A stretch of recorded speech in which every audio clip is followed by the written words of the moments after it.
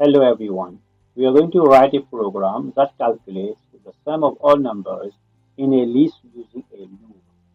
We have created a function named calculate list sum, which is going to calculate the sum of all numbers in a given list using a loop. We have our argument numbers list, which consists of numerical values, integers. The function is going to return the sum of all values in the list. So we try to initialize a variable named total sum to store the sum. Then we are going to iterate through each number in the list using the for loop.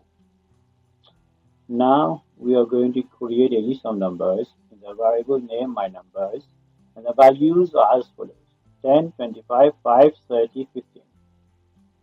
We are going to print the numbers. Finally, we are going to call the function to calculate the sum. We are going to run the program now. So the sum of all numbers in the list is 85. Thank you.